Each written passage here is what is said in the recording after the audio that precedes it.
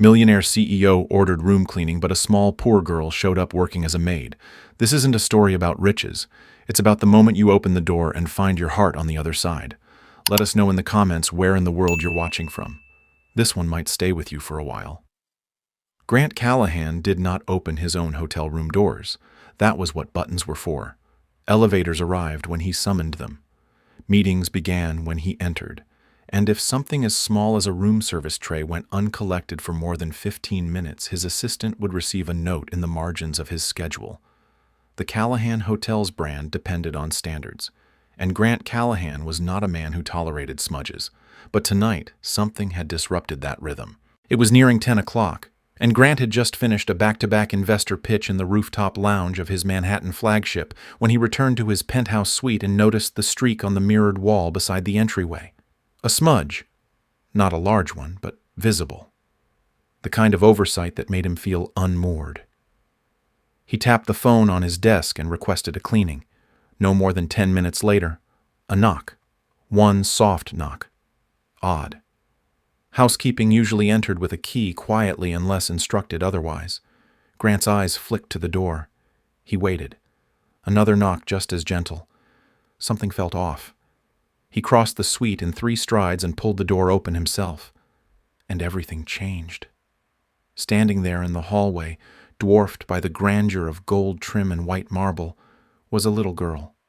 She looked no older than 9, maybe 10, though her back was straight, and her chin was lifted as though she had been doing this for years. She wore a faded housekeeping smock that was too large for her narrow frame, and in one hand she held a rag, in the other a small plastic spray bottle.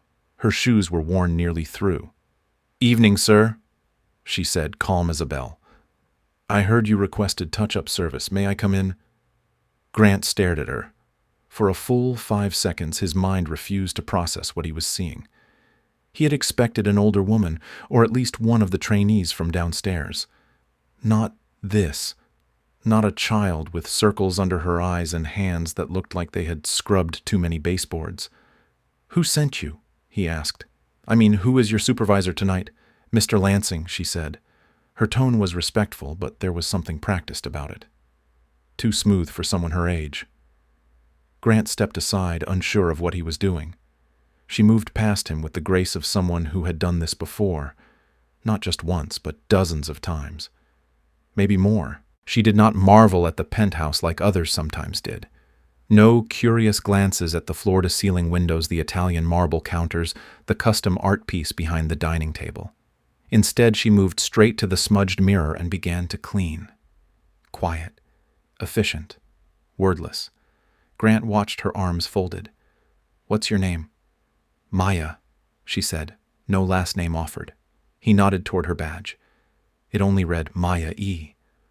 Her hands moved in neat circles across the glass, erasing the smudge. "Maya, how long have you been working here?"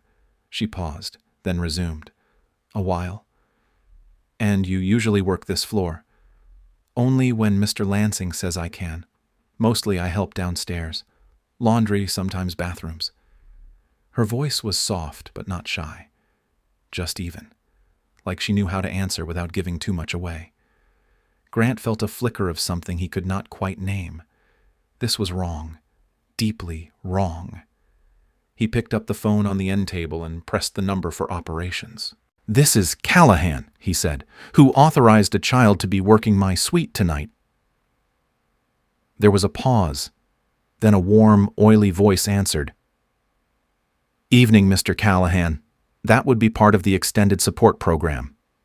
Temporary assistance from employees' families when we're short-staffed. Perfectly supervised." "She's here alone," Grant said. His voice had a cold edge now.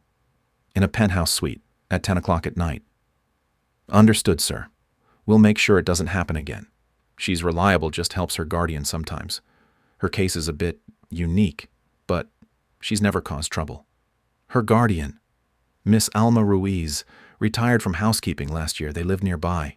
Good people just fell on hard times. We've allowed a little leniency. You know. For morale. Grant did not respond. He hung up without a word. Maya had finished cleaning the mirror. She looked at him. "Is there anything else, Mr. Callahan? I can check the bathroom, too."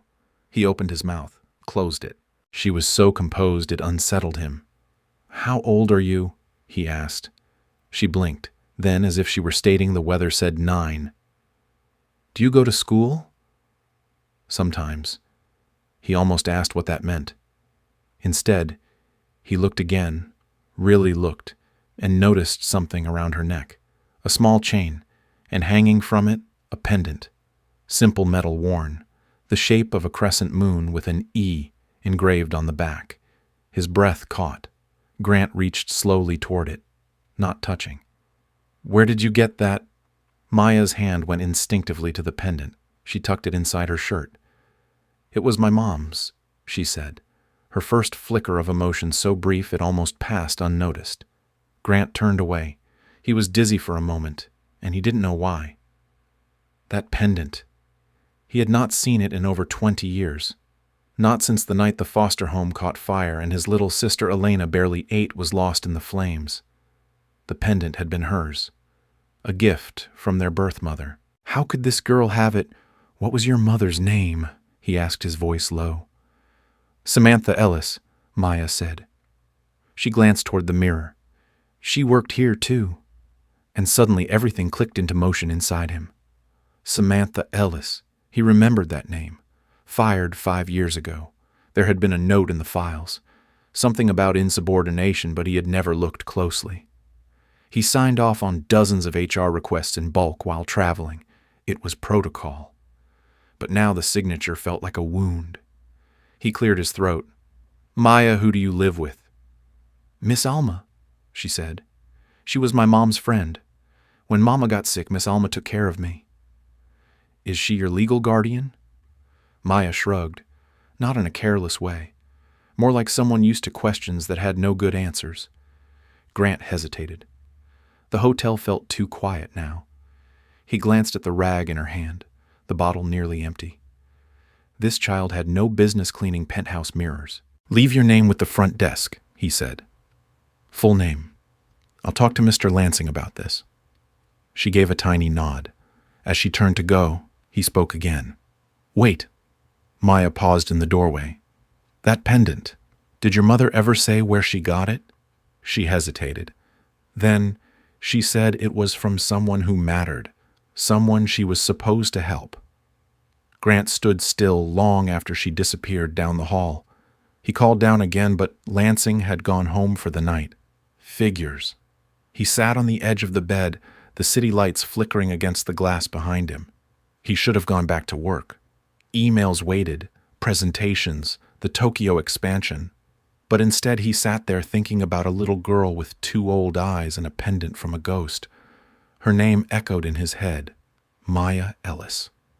And for the first time in a long while, Grant Callahan did not feel in control. He felt haunted and curious, and worst of all, responsible. Grant did not sleep that night. He lay on the leather couch of his penthouse suite, fully dressed, staring at the ceiling while the hum of the city drifted through the glass. He was a man who ran empires in his sleep, who negotiated mergers while sipping espresso and rejected entire portfolios with a single glance. But tonight none of that armor helped, because he could not stop seeing the pendant, the crescent moon, the etched letter. The past he had sealed away behind title deeds and quarterly reports had cracked open at the knock of a little girl with a rag in her hand.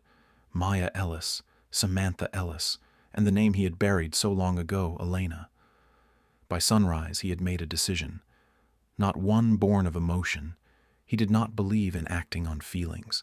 He believed in facts, in patterns, in following the thread to the truth, and something about Maya did not just unsettle him. It echoed him.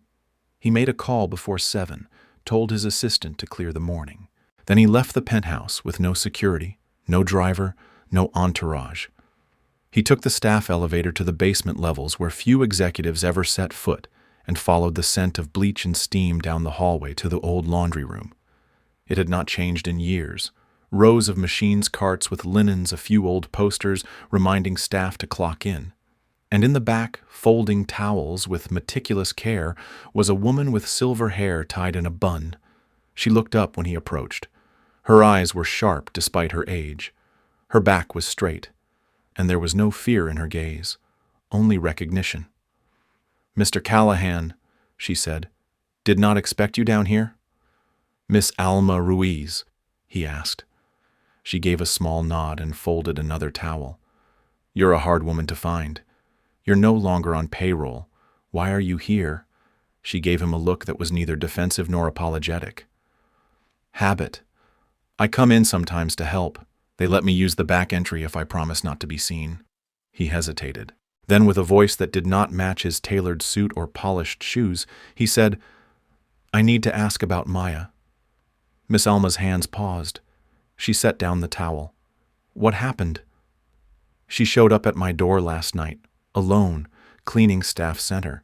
She wore a pendant, one I haven't seen since I was a child. It belonged to someone I lost. My sister." Miss Alma pulled out a folding chair and sat motioning for him to do the same. He didn't. He stood. "I know this isn't protocol," he continued, "but I need to understand who she is, why she has that necklace, what happened to her mother, and how in the world your name is connected to any of this." Miss Alma looked at him for a long time. Then she said quietly, "You don't remember Samantha, do you?" "Not really.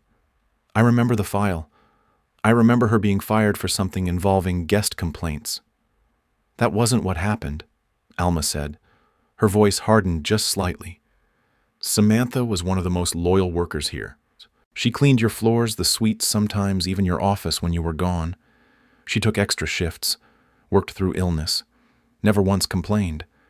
Until one day she reported a guest, a regular, high tier, said he cornered her in one of the spa rooms. Management didn't believe her. Or rather, they believed her, but they didn't care. She was told to stay quiet, threatened really. And when she pushed back, they fired her, said she was unstable. They forged your signature to expedite it, said it was a liability." Grant's mouth tightened. His signature. Another piece of company machinery used without his full awareness. "And the pendant?" he asked. Alma hesitated. Then she said, "It was Samantha's most treasured thing. She never took it off. Said it was a gift from her best friend years ago, a girl named Elena. Said she and Elena were once in the same group home, that Elena ran away after a fire, disappeared. Samantha never heard from her again, but she kept the pendant as a promise, that if she ever found someone who needed family, she'd be the person Elena had once been for her." Grant sat finally. He felt the world tilt sideways. "Elena was my sister. The night of the fire. They told me she died." Alma looked at him. "Sometimes people disappear not because they are lost, but because they think the world has no place left for them. Maybe Samantha was the last place your sister had." He closed his eyes, took a breath. When he opened them, he asked, "What happened to Samantha?" Alma folded her hands. After she was fired, she tried to appeal, but there was no money. She found out she was sick around the same time, kept working odd jobs. She never told Maya the full story, just that she'd once worked at the big hotel and it hadn't worked out. When she passed, Maya was 8. No one came, not a single call from family services. I took her. There wasn't much choice. We survive how we can. Grant stared at the floor, stared at the suite, the lights, the elevator, the meetings. They felt like paper walls now, fragile, meaningless. He stood. "Where do you live?" he asked. "Building off 9th, same place Samantha lived." "I want to visit," he said. "Today." Alma hesitated. Then she nodded. Later that morning, Grant stood in a crumbling hallway outside a one-bedroom unit with peeling paint and a broken buzzer. Inside, Maya sat on a crate helping Alma sort through old fabric scraps. When she saw him, she didn't smile. She just stood up slowly and waited. Grant cleared his throat. "I'm not here as your boss," he said. "Not today. I came to understand. About your mother. About you. About what I didn't see until it was too late." Maya looked at him. Her eyes were too wise for her age. "Are you going to fire Miss Alma too?" she asked. Grant's mouth opened, closed. "No," he said. "No, Maya. I'm not." She nodded once. Then she picked up a scrap of cloth and folded it into a triangle. He watched her, and in that moment something shifted. He was not the billionaire. She was not the maid. They were just two people in a quiet apartment filled with memory and silence and a past that was still bleeding into the present. That night, Grant returned to the penthouse and sat at his desk. He pulled the HR files. He looked through every termination signed under his name in the last 10 years. Then he picked up the phone. "Get me a private investigator, discreet. I want to know everything about Samantha Ellis's case. And find me every instance where Victor Lansing approved a dismissal without audit." He paused. Then he added, "And one more thing. Send a care package to Unit 4E on 9th. Groceries, medicine, warm blankets, from the hotel. No logo." He hung up. Outside, the city lights flickered like restless thoughts. But inside the penthouse, for the first time, the air felt still, like the beginning of something new, like the edge of a storm clearing. Maya had brought more than a rag and a pendant to his door. She had brought the past. And maybe, just maybe, the possibility of something else. Redemption. Truth. And the first thread of something he had not dared to name in years. Family. 3 days passed. Grant Callahan did not make any public appearances. He canceled boardroom meetings, delegated high-priority calls to his assistant, and ignored a dinner invitation from the mayor's office. For a man whose every hour was scheduled months in advance, his absence was felt like a storm front rolling in. Whispers rippled through the halls of Callahan Holdings. Executives speculated. Assistants gossiped. But none knew the real reason why their famously untouchable CEO had gone silent. Because Grant was not in his office. He was in the streets. In a borrowed sedan with no chauffeur, he moved anonymously through neighborhoods he had once only seen as data points in urban development meetings. 9th Street, 12th. Old housing units barely held together by rust and memory. He did not wear his watch. He left the cufflinks behind. In the passenger seat beside him was a worn leather notebook filled with notes about Samantha Ellis, each page marked with careful questions, cross-referenced timelines, and photos. Not surveillance. Memories. Samantha on staff rosters. Samantha on the hotel security feed. Samantha with Maya at a community center 6 years ago. The private investigator had worked fast. But there was one picture Grant could not stop looking at. A photo taken from a funeral 2 winters ago. A nearly empty lot. A small grave. And a little girl in a red coat standing beside a silver-haired woman with her hand on the child's shoulder. That girl was Maya, and the woman was Alma. He closed the notebook and pulled up to the building on 9th. This time he carried something in his hand. Not money, not a contract, a photograph. He knocked on the door and waited. The hallway smelled like old radiator heat and boiled potatoes. After a moment, Maya opened the door. She was wearing a different apron now, blue instead of gray. Her hair was damp and combed back neatly. Behind her, Alma was adjusting a space heater near the couch. Maya blinked at him. "You came back." Grant nodded. "May I come in?" She looked at Alma. Alma gave a slight nod. He stepped inside. "This," he said, holding out the photograph, "is the last photo I ever took with my sister. Before the fire. Before everything." Maya took it carefully. Her small hands brushed against the worn corners. "That's her?" she asked. "That's Elena, yes," he said. "And this pendant," he touched the chain around Maya's neck, "was part of a set. My sister had one. I had the other." Maya's eyes widened. "Where's yours? I lost it," he admitted. "Or maybe I gave it up, along with everything else I didn't want to feel." Alma said nothing. She watched the two of them like a seamstress watching thread finally catch on a needle. Maya studied the photo again. Then she did something unexpected. She reached into a drawer near the window and pulled out a small book, worn, soft-covered, filled with careful handwriting. She handed it to him. "This was my mom's," she said. "She wrote everything in it. Groceries, prayers, dreams, names, places she wanted to take me. I never showed anyone." Grant opened it. The pages were a mixture of math scribbles and torn recipes, but in the center was a single page with the title, "For Maya, if I'm not here." It was a letter, written in Samantha's neat round script. It talked about kindness, about believing in her worth, about trusting her instincts. But near the end there was a line that made Grant freeze. "And if by some miracle you ever meet a man named Grant Callahan, tell him I never blamed him." Not once. He didn't know. But he was part of the reason I kept going. Because somewhere deep down I still believed that good people could rise back to who they once were. He looked up. His voice cracked slightly. "She never blamed me." Alma walked over and placed her hand gently on his arm. Samantha wasn't bitter. She just wanted to leave something good behind.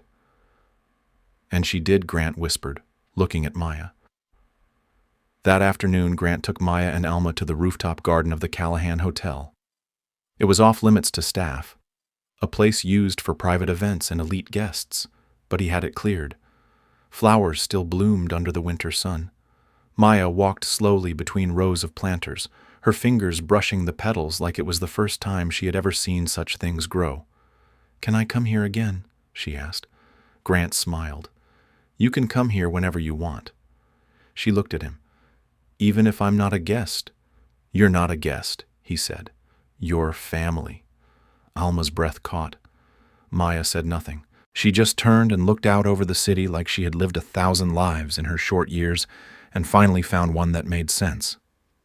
Later that evening, Grant returned to the executive office where Victor Lansing, head of operations, was waiting. Victor was a man with polished shoes and a predatory smile. "You've been off the grid," Victor said. "Investors are asking questions." "Let them," Grant replied, tossing a file onto the desk. "Read that." Victor opened it. His face changed. "You had someone look into my approvals, everyone, including Samantha Ellis." Victor laughed dryly. "You're digging up ghosts, Grant." "No," Grant said. "I'm uncovering rot. And I'm cleaning house. You can't seriously believe you forged my signature, you overrode the audit team, and you let a woman be destroyed to protect a VIP's image. She died alone, Victor. And her daughter came to me. With my sister's necklace. That's what this company did.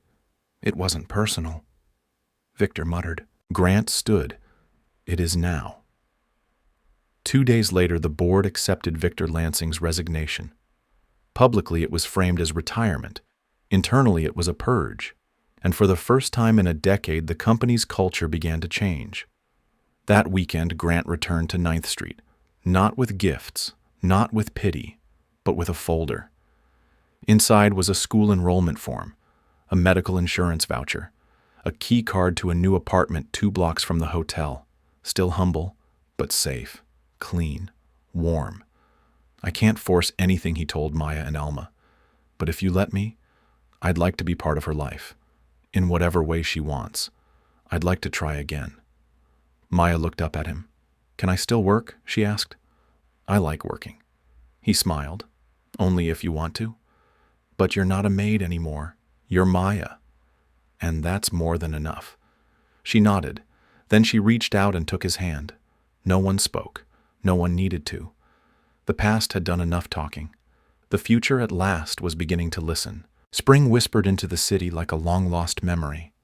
The rooftop garden at the Callahan Hotel, once only used for private events and elite clientele, now hosted different footsteps. Smaller ones, curious ones. Maya had started visiting regularly, sometimes with Alma, sometimes alone. Grant made sure she had her own badge. It did not say staff. It did not say guest. It simply said Maya. The first time she saw it, she held it like it was made of gold. Grant had started spending more time in the building, too. Not just as CEO, but as something else. As a man quietly learning what it meant to be trusted again. He no longer barked orders. He asked questions. He listened. The staff began to notice the change. So did Alma. She had watched enough men in her lifetime to know when one was performing and when one was trying. Grant was trying. One Thursday afternoon, Maya followed the concierge with a stack of mail in her hands. She liked delivering letters now. It made her feel important, like she belonged to something. The concierge let her help under one rule. She had to walk, not run. She tried, most of the time. When she reached the penthouse floor, she hesitated. Her badge let her through now, but the elevator always made her ears pop. She adjusted the ribbon in her hair and knocked on the door softly. Grant opened it. He looked surprised, but not annoyed. "Mail delivery?" he asked. She grinned and handed him a bundle of envelopes. He noticed one had pink glitter on the corner. "That one's from the little girl who stayed in Suite 612 last week," Maya said. She wanted to say, "Thank you for the teddy bear." Grant blinked. "How do you know that I helped her mom clean up after they left?" "She cried a lot, so I gave her one of the spare bears from the linen closet. The one with the bow tie." Grant looked at her for a long moment. That was kind. Maya shrugged. It felt like the right thing. He stepped aside. "Would you like to come in for a minute?" She nodded. The penthouse still smelled like lemon polish and lavender, but now there was a small shelf by the window with children's books, and a tiny pair of rain boots stood near the glass door that led to the balcony. "You decorated?" Maya asked. "I had help," he said. "From someone named Maya." She giggled. "I remember. You asked me what color felt happy. I said yellow. You bought the cushions." He smiled. "I like yellow now." She walked to the balcony. "You can see the garden from here." "Yes," he said, following her gaze, "but you still see more than I do." That night, Alma sat across from Grant in the kitchen of their new apartment. It was modest, but filled with light. He had visited 3 different furniture stores to make it feel like home. She sipped tea while he stirred pasta. "You ever cook?" before she asked. "Only when I wanted to impress someone. And who's that now?" He smiled without turning. "A girl with a badge that says Maya." Alma watched him quietly. "You're doing all right. She's teaching me how." "You're still her boss," Alma reminded. "Not at home, not in the garden, not when she calls me to show me her drawings, or asks if spaghetti can be made with peanut butter." Alma chuckled. "That one's your problem." On Sunday, Maya brought home a school permission slip. She had been invited to a citywide art contest. Theme New Beginnings. Grant sat with her at the kitchen table.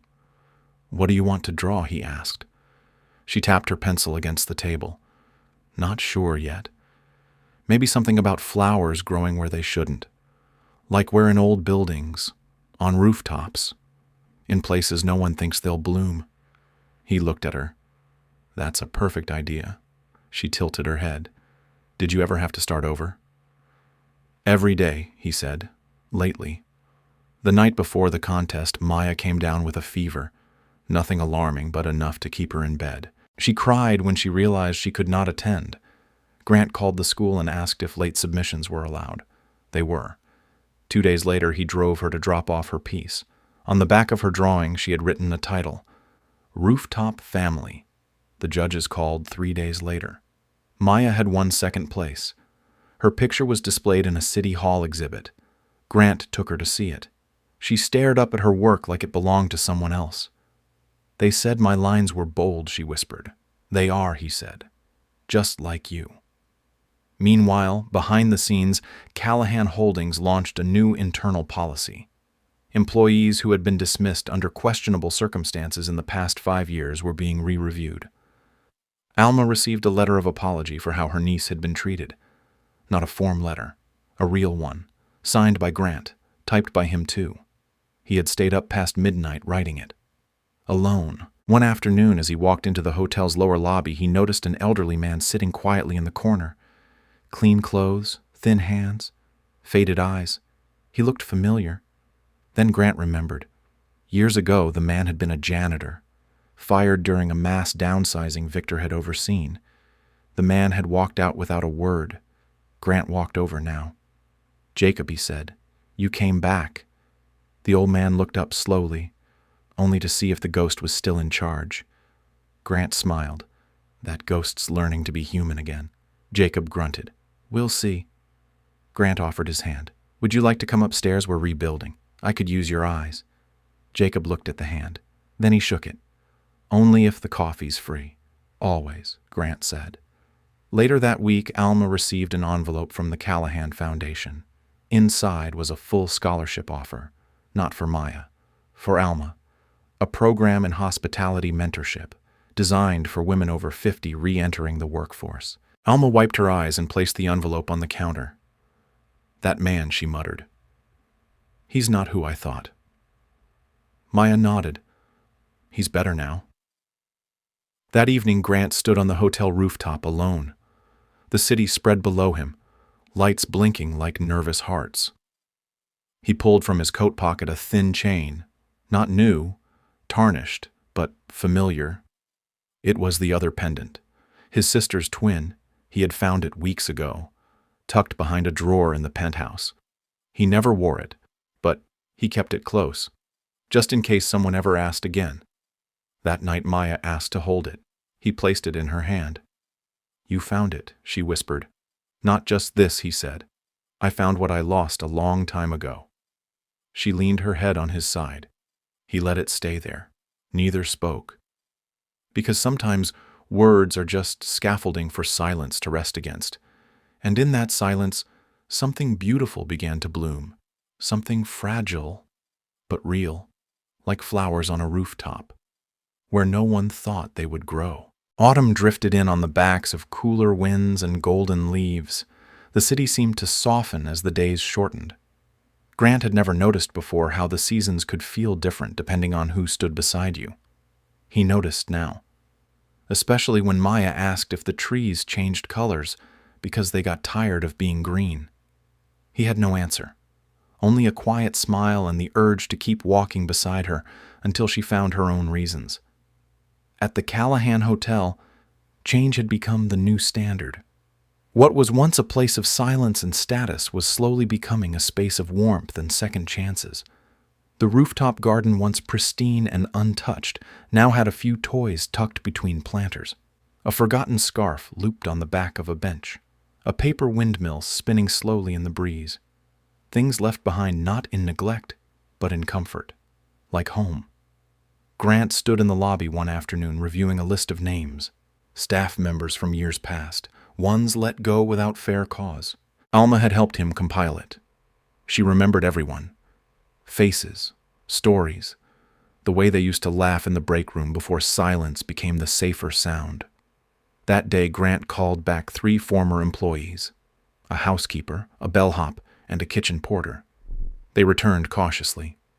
But Maya met them at the entrance. She handed them each a yellow flower. She had picked them from the garden herself. They stayed. At night, Grant found himself cooking more. Simple dishes. Not fancy, but real. Maya liked helping, though she often spilled more flour than she measured. Alma pretended not to notice. On one such night, after a particularly messy pancake experiment, Grant received a message on his phone. It was from an unfamiliar name, Isabel Hart. The note was short. I believe we need to talk. It's about Maya. He stared at it for a long time. Then he quietly stood and stepped outside. Alma watched him go, her smile fading. The next day, Grant met Isabel at a small cafe near the park. She was younger than he expected, late 30s maybe, sharp eyes, nervous hands. She ordered tea but didn't touch it. You're Grant Callahan, she said. Yes. I worked with her mother, Angela. Grant's breath caught. He had not heard that name spoken in years. Isabel reached into her bag and pulled out a small envelope. She placed it on the table but did not slide it over. Angela was my friend. She worked here for 3 years, until she faltered. Until someone reported her. Said she'd stolen from a guest. She was let go without a proper hearing. No questions asked. She left with nothing but her daughter and a suitcase. That was under Victor, Grant said quietly. Isabel nodded. Angela struggled after that, but she never blamed anyone. She just worked. She was proud. Wouldn't even take help from me. Then she got sick. She knew she wouldn't last long. Isabel finally slid the envelope over. This is what she left for Maya. She wanted her to have it when the time was right. Grant hesitated before opening it. Inside was a drawing, a sketch of the rooftop garden, but it was not as it looked now. It was as it could be. Overgrown, wild with joy, laughter scribbled into every corner. And in the middle, a little girl with a badge that said, Maya. She dreamed of this, Isabel said, even when things got hard. She said, if I cannot give Maya a garden, maybe someone else will. Grant folded the paper carefully. She was right. Someone did. That night, Grant sat on the balcony with Maya. The city was quiet. Below, the garden lights twinkled like stars close enough to touch. Do you remember your mother? He asked gently. Maya nodded. Some things. Not her voice, but her hair, and the way she made soup when I was sad. She loved you very much. Maya looked up at him. How do you know? He pulled the folded sketch from his coat. She left this. For you. Maya opened it slowly. Her eyes grew wide. She drew this. Yes, a long time ago. Maya studied it. It looks like the garden now. Because you helped it grow. She looked at him with something unreadable in her expression. Then she leaned her head against his arm. He let it stay there. 2 weeks later, the hotel hosted its first ever community dinner. Grant invited current staff, former staff guests, and local families. Alma cooked. Maya helped set the tables. Grant made sure every chair had a cushion. Yellow, of course. At the end of the night, Grant stood to speak. This hotel was built on history. But sometimes, history forgets to tell the whole truth. Tonight is about the people who made this place matter. Not the ones in the brochures. The ones in the laundry rooms, in the kitchens, on the other side of closed doors. He paused, voice steady. I used to think success meant keeping everything polished and quiet. Now I know it means making space for noise, for questions, for mistakes that turn into something better. The room was silent for a moment. Then someone clapped, then more, until the sound filled the space like wind through leaves. That night, as Grant cleared the last of the dishes, Maya ran in, holding a letter. You got mail, she said. He dried his hands and took the envelope. It had no return address, just a name in delicate handwriting. Angela. Inside was a second note, written before she died. Grant. I hope this finds the right hands. If you're reading it, then maybe you found her. Or she found you. Either way, thank you. I never meant for Maya to carry my silence. I only wanted her to remember flowers, not fear. If you can help her believe that home is not a place, it's a person, or people, or a feeling. Whatever you've built, let her build beside you. She sees more than we do. Trust her. Always. Grant folded the letter and placed it beside the sketch. Then he walked to the window. Outside, the garden danced in the breeze. Not perfect, not trimmed, but alive. And on a bench beneath the fairy lights, Maya sat beside Jacob, the old janitor. She handed him a drawing. He laughed. A real one. Grant watched for a long time, because this was what his sister would have wanted. Not a monument, not an empire, but a moment, honest, simple, and shared, like a garden blooming in unexpected places, where even ghosts could sit and learn to be human again. Winter came slowly, like an old friend too cautious to knock but too familiar to turn away. The days shrank, pulling shadows across the hotel's high walls, but inside, the Callahan warmth clung to the corners like candlelight. The rooftop garden wilted a little under frost, but even then, someone, probably Maya, had wrapped scarves around the pots like they were people needing sweaters. Grant noticed these things now. He noticed everything. It was in that quiet of early December that a letter arrived from Victor Callahan. Not a call, not an apology, just a letter with his name in a curled cold script. Grant read it in his office while Alma poured tea behind him. The letter was short, legal almost. A formal statement requesting a meeting. Victor would be in town for a limited time. He wanted to meet. No details, no emotion, just a signature and a location. Are you going to go? Alma asked, setting the tea down without clinking the cup. Grant didn't answer immediately. His hands were tight around the paper. I have to, he said. For Maya, Alma raised an eyebrow. Or for you. Grant didn't respond. That afternoon, Maya was in the lobby folding napkins with alarming precision. "Who taught you that?" Grant asked, half amused. "Alma," Maya said. "She says every napkin tells a story. So I'm giving them personalities." She held one up. "This one's nervous. See the wrinkles?" Grant knelt down beside her. "Do you think people change?" Maya looked at him not with the curiosity of a child, but the quiet insight of someone who had survived things too big for her age. "Only if they get tired of being sad." That evening, Grant drove to the address Victor had provided. It was a private dining room at a members-only club uptown, the kind of place that wore silence like perfume. Victor was already there, seated beneath a chandelier that made everything feel smaller, older. He looked almost exactly the same, thinner, colder. Still wearing that expression like the world owed him gratitude for showing up. "Grant," he said. No smile. "Victor." Grant sat. No handshake. "You've made some news lately," Victor said, sipping wine without offering any. "Community dinners, rehiring staff, turning the rooftop into a playground." Grant waited. "It's a hotel," Victor said, "not a shelter." Grant met his gaze. "It's a place where people work, where they live parts of their lives. It should mean something." "It did," Victor said. "Until you started pretending you were running a charity. You fired Angela without proof. You destroyed her life. She stole. You had no evidence."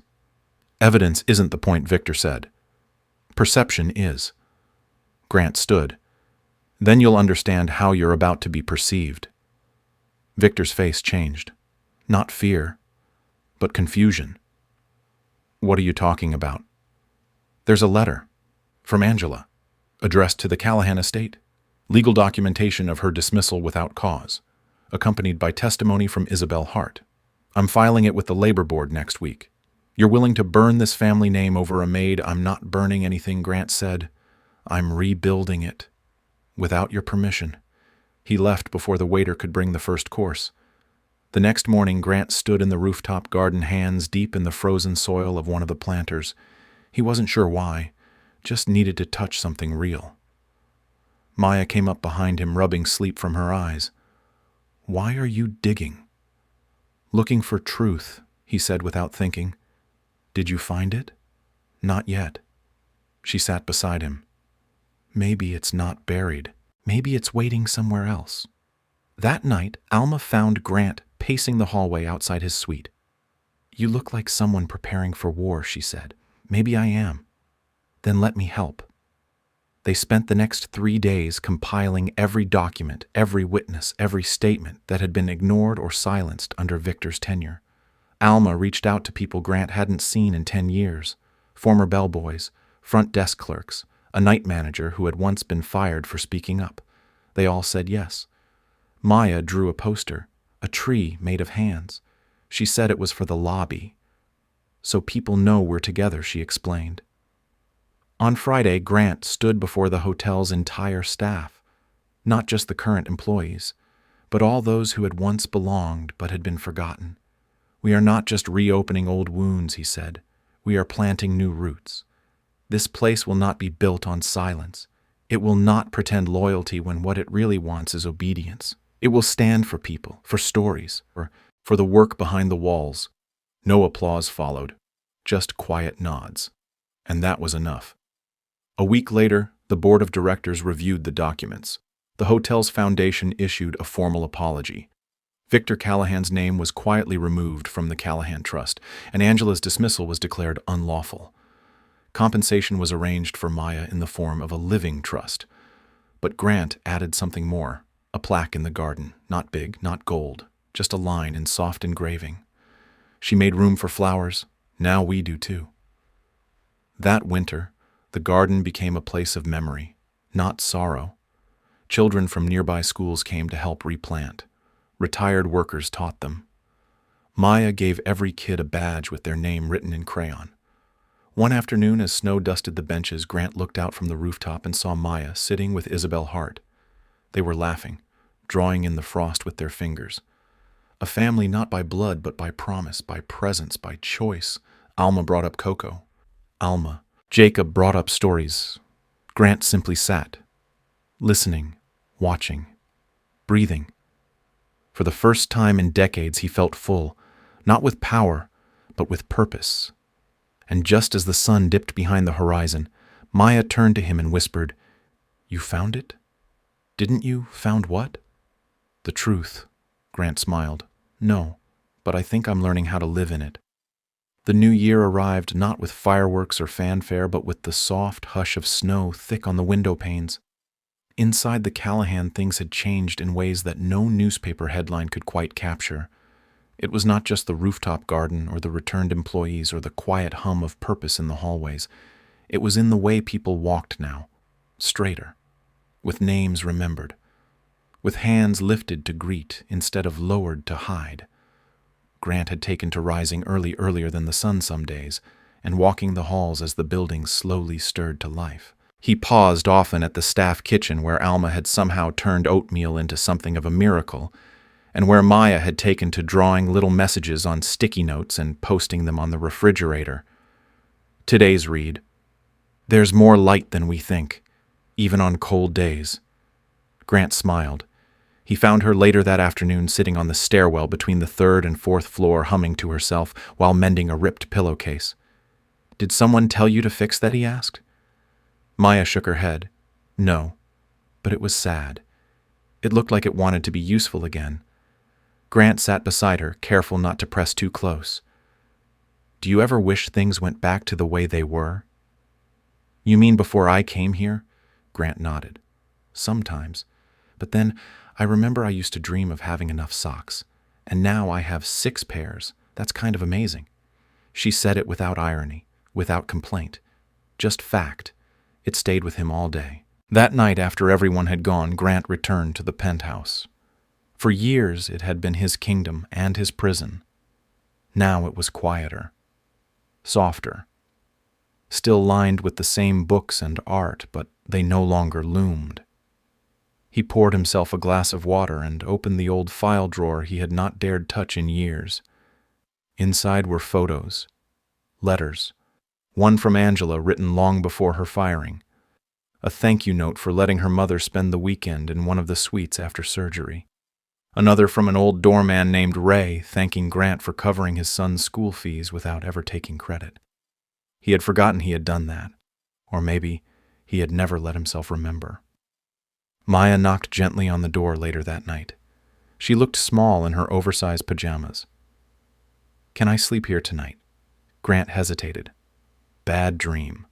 She shook her head. It feels better here sometimes. Like things can't go too wrong." He laid out a blanket on the sofa and sat beside her until her breathing slowed into sleep. Her tiny hand at some point found his. She didn't say anything. Neither did he. But he did not move. The following morning, Isabel Hart returned to the hotel. Not as a maid, not as a witness, but as a teacher.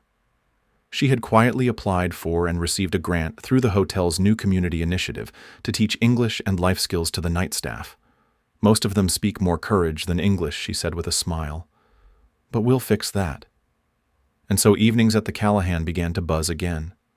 Not with opulence, but with laughter. The staff lounge became a classroom. Alma brought snacks. Jacob told stories.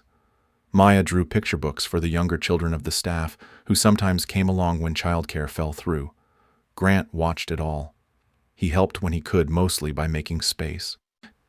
One Thursday evening, Maya came up beside him in the hallway, holding something tightly in her hand. "I want to show you something," she said. She led him to the laundry room on the first floor. It smelled like detergent and warmth. Maya reached behind one of the dryers and pulled out a small metal box. Inside were 3 crumpled photographs, a half-torn drawing, and a worn-out bracelet. "This was my mom's," she said, holding up the bracelet.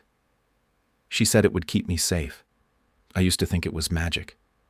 Grant looked at her. "And now I think maybe it's just a reminder that someone loved me once, and that's enough to find my way back." Grant nodded slowly. "Would it be all right if we made a place for this somewhere people could see it, somewhere people could remember?" Maya's eyes lit up. "Like a museum, more like a story wall. And that's how the story wall began. In the East Wing hallway where most people passed during their shift changes, a wall was cleared. Not painted, not curated, just offered. Within days, people began pinning up things. A postcard from a childhood vacation, a paper crane made in the break room, a photo of a grandmother, a receipt from the first meal someone ever bought with their own money. Stories bloomed. No captions, no explanations, just fragments, truths. Alma brought up a faded menu from her first job in a diner. Jacob added his father's pocket watch. Grant added nothing at first. But one day, without telling anyone, he taped a small note beneath Maya's bracelet. It said I was lost too, until a girl in a uniform reminded me to knock. Maya saw it the next day. She didn't say anything. She didn't need to. That week, the Callahan received a letter from a former guest who had stayed at the hotel decades ago during a divorce. She had returned briefly after reading about the changes. She left a donation and a note. Your place helped me feel human when I thought I was invisible. Thank you for becoming more of what you already were. Grant folded the letter and placed it behind the front desk, pinned beside the lobby's original blueprint. That night, as the snow thickened and the city muffled into silence, Grant stood on the rooftop again. Maya joined him, holding 2 mugs of tea. Do you think we're done yet? She asked. Not even close, he said. But maybe we're finally on the right page. She handed him a small folded paper. What's this A story? For the wall. He opened it. Inside, drawn in careful crayon strokes, was a hotel. Not grand, not perfect, but glowing, and inside stick figures holding hands. At the bottom she had written, a place where people can come in sad and leave with socks and a story. Grant laughed softly. I think that's the best mission statement we've ever had. She leaned against him. It's yours if you want it. No, he said. It's ours. And for a long time they stood there, the wind cold, the stars quiet. But inside them, both something warm and wide and unfinished, ready for more. Spring arrived, not all at once, but in slow golden pieces. First in the crocuses that appeared beside the entrance steps. Then in the windows that stayed open just a little longer. Then in Maya's laugh, louder now, echoing down the Callahan's long marble corridors as she helped Alma rearrange the rooftop garden for the season. The hotel had grown into its second life, as if it had always been meant for it, not only as a building with rooms and bookings, but as a kind of home. People who had once come to it for business now came to remember something quiet inside themselves, a place to be small without shame, a place to start over. Grant watched it all. He had given up the penthouse officially, now turning it into a guest residence for visiting families in transition. His own room was smaller, simpler. He liked it that way. Isabel had built out the learning programs. There were now courses in computer literacy, resume writing, conflict resolution. Local libraries had donated books. The university down the road had sent volunteers. Maya had taken to tutoring the younger children of staff on weekends. She would sit cross-legged in the lobby with a marker-stained notepad and read stories aloud while the front desk hummed behind her. One day, as she read about a brave little mouse and a missing key, a woman stood quietly nearby listening. She had tears in her eyes. She looked about 60, wore a coat with the seams beginning to fray. When Maya finished, the woman stepped forward. You sound just like your mother, she said. Maya blinked. Grant from across the room stilled. The woman smiled through her tears. Angela was my niece. I only just found out what happened. I didn't know she was gone. I didn't know you were here. Maya stood slowly. The lobby quieted. Grant rose from his chair. The woman opened her purse with shaking hands and pulled out a tiny photograph. It was Angela, younger, laughing, holding a baby in a yellow bonnet. Maya took the photo and nodded. That's me, she whispered. They sat for hours after that. Grant made them tea. The woman's name was Claire. She had been estranged from Angela after a falling out no one quite remembered. But she had never stopped wondering. When she heard through someone at a shelter that a hotel in the city had taken in a little girl named Maya with a mother named Angela who had passed, she came to see if it could be true. That night, Maya sat beside Grant on the rooftop again, the photo clutched in her lap. "I have an aunt," she said. Grant nodded. "You have a lot of things now. A school, friends, a voice." She looked up at him. "And you?" He didn't answer. He didn't need to. In late spring, a city council member visited the Callahan quietly. They had heard about the changes, about the training programs, the community garden on the roof, the story wall. They asked Grant to consider consulting on a new initiative to restore other struggling properties into transitional spaces for those in need. He said yes, but only if Maya came with him to present. "They listen better when she talks," he said with a wink. Maya rolled her eyes, but she agreed. At the council meeting, she stood beside him in a blue dress Isabel had lent her. She spoke plainly about what it meant to be unseen, about finding her mother's bracelet and how it helped her remember she had been loved once, and how that helped her keep walking forward. The room was silent when she finished. Then came a standing ovation. Maya flushed pink and buried her face in Grant's sleeve. That summer, the Callahan held its first open house. Families from across the city were invited to tour, eat, listen to music on the rooftop, and leave their own stories on the wall. One girl brought a drawing of her dog. A boy pinned up a ticket stub from the first movie he had ever seen. Grant walked through the crowd, slowly pausing at every story. A man with calloused hands shook his hand. "This place saved my wife. She found work here, found dignity." Grant only nodded. Later that evening, as the lights dimmed and the rooftop glowed under string lanterns, Maya stood at the edge and looked out over the city. Grant came to stand beside her. "You know," she said, "when I first knocked on that penthouse door, I didn't even think anyone would open it." He smiled. "I didn't think I would either." She looked up at him. "What changed?" He thought for a long time. A girl in a uniform asked for help, and I realized maybe the world wasn't done with me yet. Maya took his hand. "It's definitely not." That night she fell asleep early, curled on the couch with a book half open on her chest. Grant placed a blanket over her and sat quietly at the desk. He opened a fresh page in the guest journal and wrote, "This place was once only marble and silence. But now it sings. It sings in every laugh, every plate washed, every child's question, every second chance. It sings because someone knocked and I answered. Because someone believed in a story that had not ended. And because one girl dared to walk in and make everything new." He signed his name. Below it he added "Founder," and just beside it he wrote in smaller ink "Father." In the hallway, the story wall glowed with little lights Maya had strung up herself. The bracelet still hung there, and beside it a new paper had appeared. A drawing of the hotel, now covered in flowers, and a note. It said, "This was once a place for the powerful. Now it's a place for the brave, for the tired, for the beginning again." The hotel kept breathing, and so did they. If this story moved you even just a little, let us know in the comments where in the world you're watching from. Did you ever knock on a door hoping someone would answer? Or were you the one who opened it? We'd love to hear your story. And if you believe in second chances and quiet bravery, and in the power of one small voice to change everything, make sure to subscribe so you don't miss what's coming next. And don't go just yet, click the next video on your screen to continue the journey.